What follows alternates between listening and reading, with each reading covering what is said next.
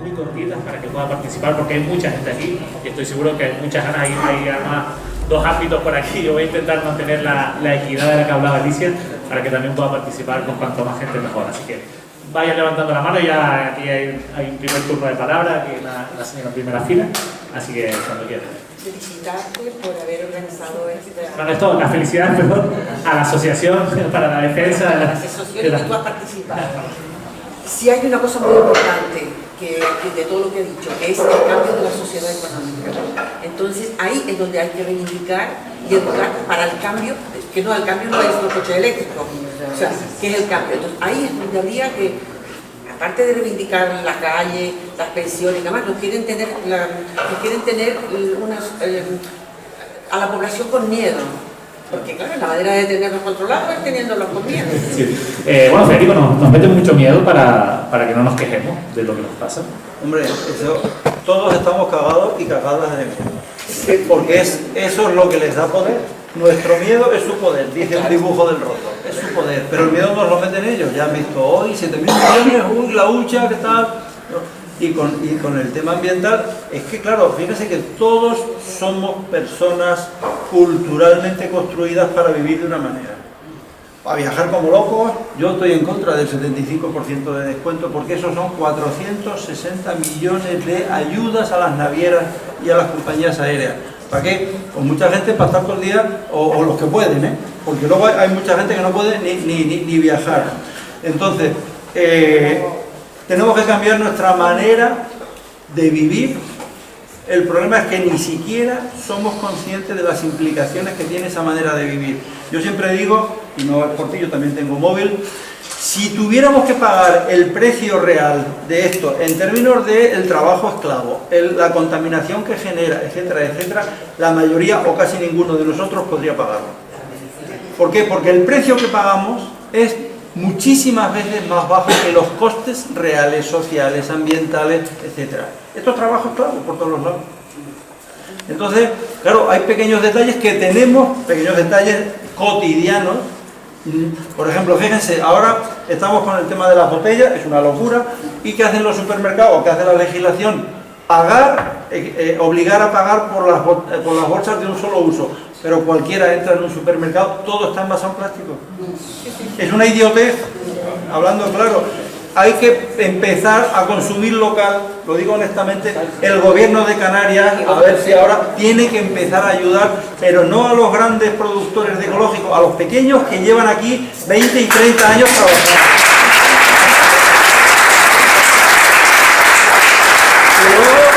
Y luego, y termino para no enrollarme, intentar comprometernos como consumidores de lo ecológico, local y de temporada. Y yo creo que el ejemplo y presionar esto como lo de Domiciano. La calle no es solo para las pensiones, es para todos. Negarse a comprar cosas que vienen de fuera en unas condiciones, y además, eso a lo mejor lo puedes analizar tú, me han llegado informaciones de que hay políticos importantes que están metidos en el negocio de envasar aquí cosas como si fueran de Canarias para recibir subvenciones que no se cultivan ni se producen. Gracias, Federico. Por ahí, sí. Sobre la cuestión de la credibilidad, o sea, yo intento mantenerme lo más informada que puedo, y ha sido gracias a la plataforma fundamentalmente la mayor información y la mejor que he obtenido hasta ahora. Pero el oscurantismo del Pacto de Toledo en líneas generales, pero intuyo que especialmente en las pensiones de viudedad me ha dejado en 33, o sea, no sé qué va a pasar, si nos van a apartar del paquete de la seguridad social, en fin, eso. Pensiones de viudedad. Alicia, pensiones de viudedad. Sí, por ahora el dato que tenemos es que supone dentro del peso total de las pensiones de viudedad suponen el 18% del peso total de las pensiones a nivel estatal. Entonces, como las pensiones de viudedad a su vez se calculan sobre las pensiones, digamos, la matriz de la pensión, pues por supuesto también resultan igualmente afectadas por toda la estructura de reforma de pensión, en el mismo sentido, en la misma proporción. Bueno, más intervenciones, sí, caballero ahí.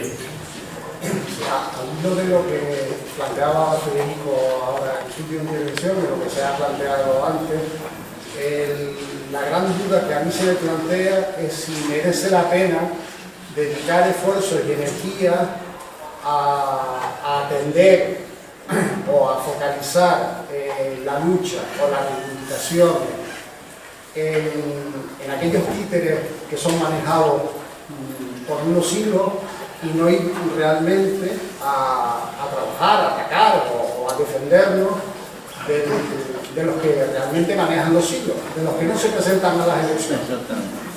Bueno, al poder económico que al poder político, que es un poquito el resumen. Bueno, yo creo que lo primero sería intentar mostrar a la mayoría de la gente la relación entre el poder político, entre comillas, y el poder económico. Para decir, a usted le han puesto esto, a usted le han dicho que haga esto. No nos mientan. Es que estamos en un contexto, hay un dibujo del Roto que yo pongo mucho, que un político le dice a otro, ya no se creen las mentiras, y el otro dice, así no se puede gobernar, si no se creen las mentiras. Para mí ese es el primero, y luego estoy de acuerdo contigo, lo segundo es establecer las relaciones para que la gente, por ejemplo, el plátano. El plátano culturalmente es nuestra fruta. Yo digo nuestra, yo llevo aquí 53 años, soy manchego, pero me he mamado todo el cuento cultural del plátano. Cuando vas a los datos, y ustedes hicieron un programa muy interesante, ¿quién se lleva los 150 millones de euros de la política agrícola comunitaria? Dos, cuatro, cinco, seis, pero la excusa es un cultivo social. Fíjense, el plátano, lo digo para mostrar esta relación, recibe ayudas de Bruselas, de la PAC, 150 millones de euros, recibe ayudas para el riego, recibe ayudas para el transporte, tiene una reforma laboral, no sé qué. Coño, así cultivo yo también. Claro.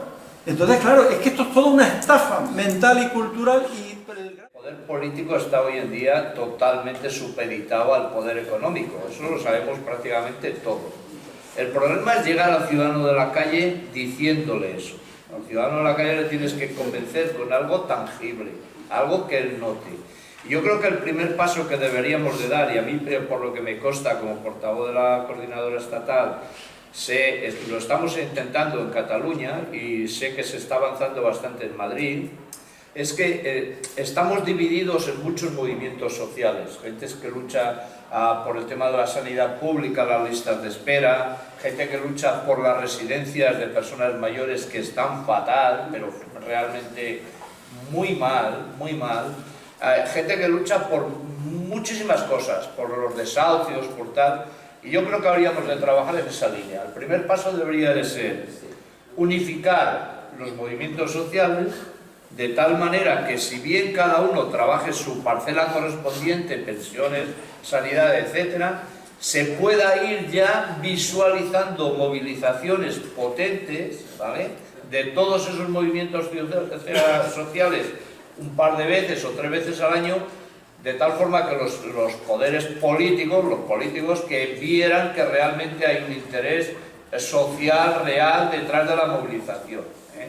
Yo creo que un poco nos han metido 2 virus en la cabeza, uno que es el individualismo, que cerramos la puerta de casa y ya no hay problema, y otro que es el consumismo, y entonces pues claro, creemos que si nosotros no tenemos problema ya no hay problemas en la calle.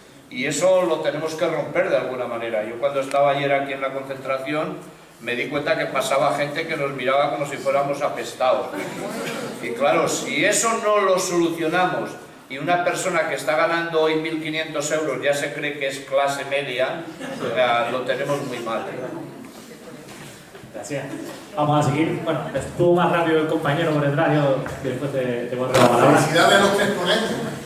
Yo quisiera hacer una pregunta a la señora Aguilera.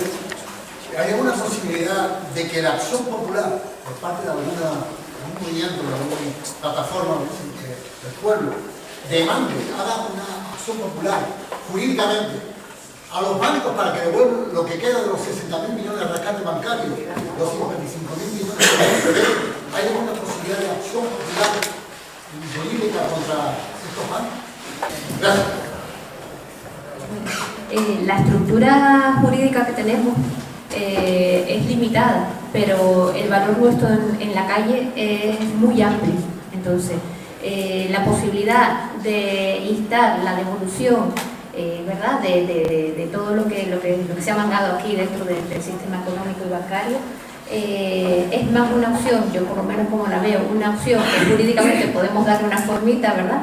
Pero es una acción más política de calle que otra cosa, pero creernos realmente que tenemos esa potencialidad, porque el problema cuando nosotros, de lo que hemos hablado, de la angustia, ¿verdad? La angustia es muy paralizante, o sea, si realmente entramos en la sensación de que esto no se puede cambiar, que realmente hacia lo que va, todas las noticias que estamos recibiendo, esto no se puede cambiar, esto calladito porque esto puede ser peor todavía, ¿verdad? Pues si realmente entramos en esa lógica, no vamos a avanzar para nada. Sin embargo, un dato básico, simplemente vean cuando puedan el cuadro comparativo que tenemos varias fuentes en internet para poder verla, de las reformas de pensiones a nivel europeo, cómo no han sido iguales, pese a que el de envejecimiento es igual, la longevidad también da pautas distintas en cada uno de los países, el régimen de pensiones es más o menos similar, pero las reformas no han sido iguales, porque la contestación y el tipo de reacción popular ha sido también muy limitante en muchos estados. Con lo cual, por ejemplo, un dato básico, la edad de la jubilación, la subida de la edad de la jubilación, no han podido tocarla en muchísimos estados. O sea, hay que empoderarnos y hacer frente a la situación que tenemos. Que utilizamos una estrategia jurídica más o menos viable, bueno, sí, un escrito y el poder de pedirlo tenemos, pero es más en la calle donde tenemos que fortalecer esa petición. Perdona, yo añadiría una cosa, perdón, y es, fíjense ustedes, Pedro Sánchez tiene pánico a que Podemos entre en el Consejo de Ministros. No quiere testigos. Está así de claro, no quiere testigos. Y el plan de Podemos es muy sencillo. Pensiones, reforma fiscal, cuatro cosas. Y están aterrorizados con eso. Sí, bueno, me sumo a las felicitaciones y agradecer a la asociación agradecer a la asociación tener una mesa de este nivel, ¿no? La verdad que de agradecer, ¿no?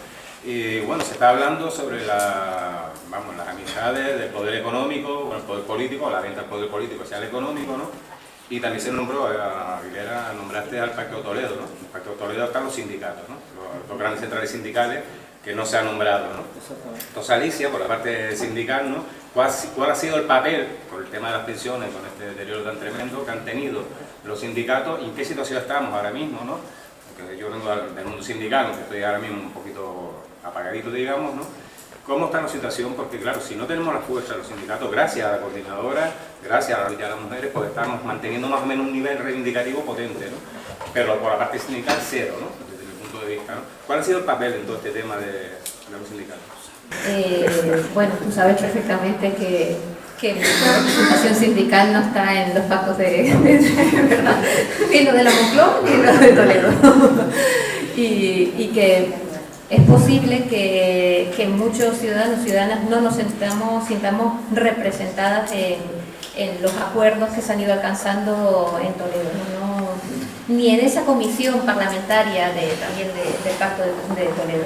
Los sindicatos mayoritarios ahí están, desde mi punto de vista, realizando una interlocución de bisagra, de muchas veces dejar entrar en el Estado español las tendencias capitalistas europeas hacia la privatización, hacia conseguir las salidas financieras de la privatización de pensiones, y eso lo están en cierto modo facilitando. En el año 2006 se intentó pautar oye, las pensiones vamos a intentar que no sea una moneda de cambio político, vamos a tal, el pacto, generar aparentemente un entorno objetivo que no se ha dado. El pacto a ese nivel ha servido, por ejemplo, pongo un ejemplo muy fácil, la sentencia sobre trabajadores a tiempo parcial a nivel europeo, cuando ya se incorpora a España, pasa el filtro, y pasa un filtro que además destruye totalmente la potencialidad que tenía para el sector de trabajadores a tiempo parcial en España, esas tendencias de eliminar la discriminación que afectaba sobre todo a las mujeres trabajadoras a tiempo parcial de manera involuntaria.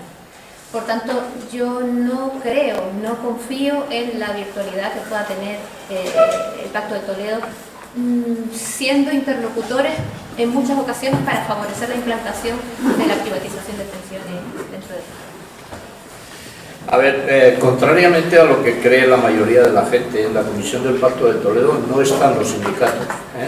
La Comisión del Pacto de Toledo está compuesta solo y exclusivamente por diputados en función de la representación parlamentaria que tiene. ¿Vale? ¿Qué hace la Comisión del Pacto de Toledo? Eleva recomendaciones al Gobierno sobre el sistema público de pensiones. Nosotros no queremos la Comisión del Pacto de Toledo. Nosotros hemos repetido reiteradamente 3 cosas. Una reforma integral del sistema público de pensiones que asegure las pensiones públicas de hoy y de mañana. Luz y taquígrafos de por qué el sistema está en la situación que está actualmente, qué es lo que ha pasado y qué medidas podemos abordar para darle solución de futuro. Y evidentemente lo que queremos es estar representados en el organismo que se cree sobre ese tema. Los sindicatos, yo soy el primero que me gustaría unos sindicatos que defendieran a la sociedad, pero desgraciadamente los 2 sindicatos mayoritarios, los denominados agentes sociales, no están hace mucho tiempo en esta línea, ni están ni se les espera. Yo creo que ha llegado un momento que el gobierno de turno les necesita para hacer ver a la ciudadanía que firma con ellos y que ellos han avalado esa firma. Por este lado, la señora por aquí, sí. A todos felicidades y a Luciano, yo sé que está siempre en la lucha. Como dice, la lucha se gana en la calle, ¿vale? Y a nivel internacional estamos viendo que hay manifestaciones masivas en Brasil, en Francia, en Hong Kong, o sea, en Japón. Entonces, ¿cómo podemos también aquí en España que realmente la gente se involucre, la gente realmente no nos vea, como decías tú ayer, como bichos raros, sino que realmente hagamos piña todos juntos, como han hecho también las mujeres que han salido también en masa y se han conseguido cosas, pero hay que conseguir más, hay que conseguir que realmente la sociedad se implique todos. Eso es un poco lo que yo también te quería transmitir. Yo creo que a la gente primero hay que llevarle la información. Hay que llevarle la información verdadera, no la que le viene a través de la caja tonta, y eso cuesta mucho porque nosotros no tenemos medios. Nosotros tuvimos la feliz idea, digo yo, de en Cataluña pensar, después de haber creado lo que llamábamos Marea Pensionista, esto que llevo yo aquí, cómo hacemos posible que la gente se entere de que lo que nos están contando sobre el sistema público de pensiones es una gran mentira. Y se nos ocurrió, pues, casales o sea, centros de jubilados, centros cívicos, bibliotecas, etcétera, etcétera. Al principio ibas a dar una charla y había 5 o 6 personas, pero cuando Rajoy se le ocurrió la idea del 0,25, a lo que pasaron 3 años, pues ya no eran 5 o 6 personas. Yo iba a dar una charla a una sala como esta y estaba llena, ¿no? Y eso quiere decir que la gente estaba ávida de información, pero si no le llevas la información es difícil de movilizar. Estamos también tratando de conectar este movimiento con los países europeos. Estamos tratando de conectarlo de tal manera que el movimiento se extienda y se extienda a toda Europa, porque el Plan Europeo de Pensiones Individuales no solamente perjudica al sistema público español, sino a los de todos los países europeos. Pero tenemos los medios que tenemos y hay que reconocer que podemos avanzar muy poco, pues porque no tenemos una ventana potente que nos permita llegar a todo el mundo.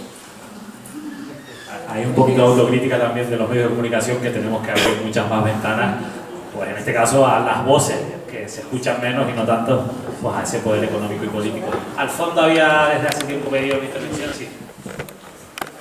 Creo que primero darle las gracias a los 4, para no te sientas discriminado. Muchas gracias y enhorabuena a ti por la labor que estás haciendo informando como deben informarse los periodistas. Y después yo creo que antes de la crisis, mi opinión personal es que nos inyectaron un virus que nos quedamos como atontados porque perdimos la cara. Nos quedamos en una sociedad que nos metieron en el rollo del consumismo, aparte de que, como bien decía el compañero, las 2 grandes organizaciones sindicales se metieron en los despachos y se formaron como empresas gestoras de dinero. y perdimos completamente la calle. Eso nos va a costar un montón ganarlo, porque los mismos compañeros trabajadores que están ahora trabajando con sueldos de mierda, y perdón por la expresión, no son capaces de salir a la calle, no solo a defender los de ellos, sino lo que le estamos defendiendo nosotros, como decía antes el compañero. No estamos defendiendo nuestras pensiones, que ya las estamos cobrando, estamos defendiendo las pensiones de nuestros hijos, de nuestros nietos y el futuro. Y no solo de ellos, sino el futuro de nuestras islas, que como está la isla y todavía salen las noticias que van a ser 9 o 10 hoteles más en el sur. Eso es un crimen contra esa isla. Tenemos que salir a la calle. Mira, yo creo que no solo hemos perdido la calle, hemos perdido el lenguaje. Porque seguimos hablando de crisis cuando esto nunca ha sido una crisis. Claro. Esto ha sido un puro saqueo y un machaque, nos han pisado el cuello y seguimos, y no lo digo por ti, porque como no sabemos cómo transmitir la situación, hablamos crisis, ¿no? Y sin embargo hay un montón. Por ejemplo, hay un periodista, Ernesto de Kaiser, que tiene un libro indecente, se llama el libro ¿Por qué le llaman crisis cuando esto ha sido un saqueo? Y siguen saqueándonos. El problema es que, claro, la crisis, insisto, no lo digo por ti, estamos todos con el lenguaje ese, que el lenguaje nos puede. Y entonces no sabemos cómo salir de él. Pero yo creo que es mucho más sano y más claro para decir, nos están saqueando desde hace mucho tiempo. Bueno, por ahí a lo mejor avanzamos también algo. Gracias, Federico. ¿Por aquí? Sí. Alto, que se escuche, por favor. Y breve. Gracias. En primer lugar, muy buena intervención de los tres ponentes y parte del moderador. La primera pregunta me refiero a si es ventajoso coger toda la vida laboral para el cálculo de pensiones, teniendo en cuenta que efectivamente ha habido muchos problemas de despido con esto de la crisis que ha sido un saqueo, ¿no? Esa es una primera pregunta. La segunda pregunta es sobre el impuesto de sociedades en los distintos países europeos. La real, efectivamente. Comparar España con los demás países, Alemania, Francia, etc. Y la tercera, en definitiva ya he contestado. Quiero hacer una pregunta en la situación actual, si era conveniente un gobierno de coalición, estoy de acuerdo, pero bueno, ya has contestado si quieres extenderte más. Pero lo más importante es que las soluciones de pensiones tienen una fuerza impresionante para cambiar este país. El PP no va a resolver el problema de las pensiones, todos lo sabemos. Ciudadanos tampoco lo va a resolver. El PSOE tampoco. Hay solo la verdadera izquierda que puede resolver el problema de pensiones y de todos los demás problemas. ¿Por qué no se visualiza y se dice, vamos a apoyar a este partido? Vamos a ver, compañero, creo que se está refiriendo a lo que se llama el periodo de carencia, ¿verdad? Que decíamos que una de las vueltas de tuerca que tenía las reformas laborales, las reformas sobre el sistema de pensión, ampliar el periodo de carencia, el periodo de observación, decíamos, ¿verdad? Que de 15 años pase, tras los periodos previstos en el año 2027, a 25 años de observación. Curiosamente, evidentemente está hecha para un descenso drástico del sistema de pensiones, con una lógica europea, ¿verdad? De que si simplemente ampliamos el marco, la media baja, ¿no? Porque es la idea de que hace 25 años las bases de cotización puedan ser inferiores. Pero ¿qué ocurre? Al parecer está ocurriendo, habrá que ver un poco cómo evoluciona todo esto también, ¿verdad? Pero está ocurriendo que no siempre es así, porque claro, tenemos una debacle económica tan fuerte, unas reformas laborales tan incidentes sobre el descuelgue salarial, ¿verdad? Sobre el descuelgue en determinados convenios, sobre el bajón salarial, es tan drástico que está ocurriendo que en algunos periodos de carencia, de observación, ese descenso en la observación no se produce. ¿Por qué? ¿Entienden? No porque hace 10, 15 años las bases podían estar más consolidadas y ser o sea, el porcentaje de caída no es el previsto en muchos de los análisis. Curiosamente les está saliendo rana en algunos casos. Precisamente porque han presionado tanto paralelamente con esa reforma laboral que nos ha dejado también ¿verdad? Con una mano atrás y otra adelante, con una situación tan débil, que se han pasado con la tirada, digamos, ¿no? Que en el periodo de observación ha caído menos de lo que yo pensaba. El impuesto, gracias Alicia. Sobre el impuesto de sociedades que veíamos cómo ha bajado en comparación con otros impuestos. Bueno, yo a nivel europeo no sé, por lo que leo es más alto, llega al 15% me parece, que es lo que estaba pidiendo Podemos, por lo menos ponernos a nivel de Europa, pero no se olviden de los paraísos fiscales. No se olviden que Juncker fue el que creó, cuando fue presidente del gobierno de Luxemburgo, un paraíso fiscal para que las grandes corporaciones no pagasen impuestos. Luego estaba también Dijsselbloem, que fue presidente del Banco Central Europeo, me parece, y de Guindos. Entonces, claro, ¿qué podemos esperar de un presidente de la Unión Europea que ha sido asesor y constructor fiscal para engañar a todos los europeos? Claro, es que por ahí hay poco que confianza ninguna. Y entonces, bueno, o si quieren, ¿qué podemos esperar de una Unión Europea cuyo presidente del Parlamento Europeo, Antonio Tajani, es la mano derecha de Berlusconi? No sé si lo sabían, la mano derecha de Berlusconi y fascista reconocido. Es que esta es la Europa en la que estamos y el problema, estamos hablando de estas cosas, pero la Europa, que como tú has dicho muy bien, genera guerras por todo el mundo y luego la gente que sale huyendo que se ahoguen.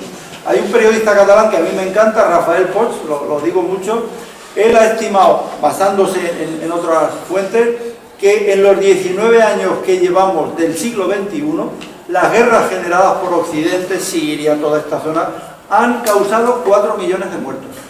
Y no pasa nada. A esto le llaman crisis, nos han hundido, ha muerto mucha gente porque ha muerto, la ley de dependencia no se ha aplicado, ha habido suicidios, tal, y no pasa nada. Y entonces, es difícil, pero bueno, esa es la otra parte, ¿no? Y luego, tú decías, ¿cómo nos movilizamos? Es que no somos conscientes o no somos plenamente conscientes de cómo nos meten el miedo. Miren, a mí una cosa que me tiene sorprendido, cómo esta gente ha creado, estoy hablando del gobierno de Rajoy, se opone a la reforma del Estatuto de Cataluña y monta un cirio impresionante y esto acaba con que la gente se cree que se rompe España. Y se lo creen. Entonces tú dices, pero ¿cómo es posible? ¿Pero dónde estamos? ¿Qué nivel tenemos? Pues la gente se cree que se rompe España. Nos están saqueando, nos bajan las pensiones, los salarios, no sé qué. Y la gente dice que el problema es que se rompe España. Claro, aquí no hay mucho que hacer. ¿Por qué? Porque los medios y los partidos, ya lo ven ustedes, cómo intimidan insultando. Y evidentemente tú eres una excepción y lo sabes. No, claro. Tú como periodista eres una excepción. Porque lo que hay por ahí en general es basura, es manipulación, es una cosa increíble. Entonces tú dices, ¿cómo puede la gente entender? Claro, sales a la mínima, se llena todo de banderas de España, se rompe España, no se vea, está todo el mundo histérico. Tú dices, ¿a quién ha beneficiado esto? O si quieren, ¿quién ha creado Vox? Ha aparecido Vox. Ha aparecido Vox. No ha aparecido, lo han creado y ahí hay más partidos, o han creado Ciudadanos y bueno, y luego pues si ya teníamos poco, bueno pues esta es la situación en la que estamos. Y la gente se asusta y nos asustamos. A mí lo que me asusta es decir, pero ¿qué ha pasado aquí a todo el mundo? Lo que le preocupa es que se rompe España. Pero si España está rota porque la están saqueando desde hace un montón de tiempo. Pero la gente saca la bandera, bueno, pues así estamos. Gracias por responder. Es la de si se tiene que posicionar políticamente pues la plataforma, la coordinadora, todos estos colectivos, o si tienen que mantener una posición pues más apolítica. Entiendo que iba por ahí. Bueno, a ver, nosotros siempre decimos que somos un movimiento social transversal, ¿vale? Apartidista, pero evidentemente no apolítico, porque estamos haciendo política. O sea que yo creo que la definición está más que clara, ¿no? Yo lo que quería matizar un poco el tema ese de la guerra. Ya hace mucho tiempo que, no mucho, pero 6 años o algo así, que un señor que se llama Warren Buffett, que tiene uno de los fondos de inversión más fuertes que hay en el mundo, decía que esto era una guerra entre pobres y ricos y que la van ganando los ricos, ¿vale? Y el otro día Emmanuel Macron decía que la crisis económica acumulativa quiere decir que el dinero que más o menos estaba repartido 50% a oligarquía, clase dominante y 50% clase trabajadora, se ha ido distanciando hasta en un 78% que tienen unas cuantas familias y el resto malvivimos, ¿vale? Y lo que dice Emmanuel Macron es que eso nos puede llevar a una guerra tremenda. Yo creo que la guerra ya está. Yo creo que la guerra la estamos viviendo cada día, porque cada día muere muchísima gente, aunque no lo sepamos. Cada día se suicida mucha gente. En el metro de Barcelona, muchas veces vas en el metro y te dicen no funciona de tal parada porque ha habido una incidencia. ¿Y quieres que le diga la incidencia? La incidencia es que alguien se ha tirado al metro y están esperando al juez para que levante el cadáver. Entonces, desengañémonos de una vez. O vivimos de pie o vivimos de rodillas, una de las dos cosas. Gracias, que quedaba...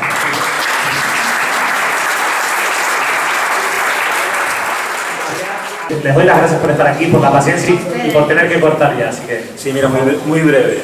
Dos cosas. Una, por la alusión al mundo sindical, que yo creo que hay que diferenciar dos cosas, lo que es el brazo político del sindicato y la labor que se hace día a día en las empresas, defendiendo el deterioro de las condiciones que se está produciendo, de las condiciones de trabajo. Lo digo porque yo en mis propias carnes sufrí un acoso por el propio sindicato al que pertenezco, porque me venían a vender que era viable bajar un 20%, que no se ha hablado mucho aquí, de la ley del 2011, cuando se implantó la ley de pensión. Y era un 20% de bajada. Y no se ha hablado tanto de esa ley, que también habría que derogarla, que es la que nos vamos a sufrir a partir de 2027 en todo su apogeo. Y a partir de 2022 con los 25 años de cotización. Eso por una parte. Entonces hay que diferenciar. El sindicato, o por lo menos la presencia sindical, independientemente del sindicato que se pertenezca, es necesario hoy más que nunca en la empresa. Vale, independientemente de eso. Y después otra cosa, porque veo lo que han sufrido, lo que he visto yo sufrir también en los sindicatos. No llega la información. Se han mirado cauces o se han mirado modelos de poder llegar a través de una simbiosis de otras organizaciones para poder llegar a cuanto más gente mejor, porque al final, es verdad que lo decía Federico, y disculpa a David, a veces los periodistas desinforman más que informan, o condicionan el pensamiento a la hora de informar. Tenemos que intentar llegar al máximo posible de la gente y trasladar, y eso también nos corresponde a cada uno de los que estamos aquí, de intentar hacer llegar todo lo que se está hablando aquí por los grandes ponentes que están en la mesa, para que cuanto más gente llegue y más gente esté informada, pueda involucrarse. A mí me da pena que hoy los jóvenes, y no les echo la culpa, sean capaces de coger y renunciar a sus propios derechos por de trabajo. Y eso es penoso. Y yo también me hago la crítica a mí de por qué hemos podido consentir, porque no son los jóvenes los que tienen la culpa, a lo mejor somos las generaciones que estamos aquí, lo que no le hemos inculcado, que lo que se ha conseguido ha costado sangre y sudor. Las vacaciones no se las regalan empresarios. Hubo mucha gente que murió para que las vacaciones pudiesen existir. Y como eso podía decir muy bien. No, la pregunta es sí, perdón. Se ha buscar otras asociaciones y otros conjuntos de mareas para poder llegar a cuanto más gente mejor. Bueno, yo lo he dicho antes, yo creo que el camino que tenemos que hacer es unificar los movimientos sociales, ¿vale? Con los dos sindicatos mayoritarios va a ser un poco difícil, porque yo creo que ellos deberían de alguna manera aceptar que se han equivocado, ¿no? Que se han equivocado y que corregirán el tiro. La reforma del 2011 que la asumieron ellos, mientras que la representante o la portavoz de Podemos en la Comisión del Pacto de Toledo está diciendo que esa reforma es muy dañina para el sistema público de pensiones, y ella procede de comisiones obreras, porque era la mano derecha durante su vida sindical de Coscubiela en Cataluña. Los sindicatos no lo han reconocido, no lo van a reconocer, que esas reformas se equivocaron. Entonces es muy difícil. Yo te contaré una anécdota, nada, un segundo. Fuimos a SEAT, a la empresa SEAT, a la fábrica, a dar una charla a 45 delegados sindicales, no trabajadores, delegados sindicales, para que esto lo extendieran. Y los delegados sindicales no sabían absolutamente nada, porque no se les informa de lo que viene encima. Y es aquí donde está el problema. Yo tengo aquí un plan de pensiones privado de comisiones obreras, ¿vale? Entonces, ¿qué defensa de las pensiones públicas puede hacer comisiones obreras?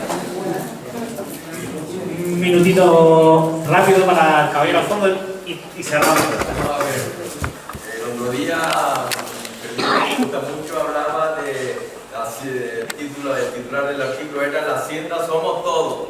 La Hacienda somos todos, que es Andrés Chávez. Andrés Chávez es pensionista y está cobrando unos 1.200 euros solo, para lo que él le gusta vivir. Olarte es pensionista y está cobrando 800 euros. Lorenzo Olarte. Y luego hay algún que otro cobrando así bajito. ¿Y tú crees que solo cobran eso? Sí, Olarte sí. Jesús Quintero, el loco de la Molina, está arruinado. O sea que lo que yo quiero decir es, ¿dónde están los 8.000 millones que Madrid ha enviado aquí hace un año? ¿Dónde están? Al gobierno de Canarias. ¿Por qué Coalición Canaria se niega a subir las pensiones no contributivas? ¿Por qué? Si le da un montón de dinero a Cáritas, ¿por qué? ¿Qué pasa ahí? Yo creo que hay que hacer lo que hizo Geray Gutiérrez, el alcalde de La Laguna, unos carnavales, que es asaltar el Parlamento. No estamos dispuestos a que los políticos se abaniquen y bostecen mirando el móvil como don Román Rodríguez. No estamos dispuestos. Hoy sale una portada en El Mundo de 2 personas muertas, ahogadas, refugiadas. Se habla de los suicidados en el metro. Aquí hay que moverse, ganar la calle y ganar el Parlamento. Muchas gracias. Muchas gracias.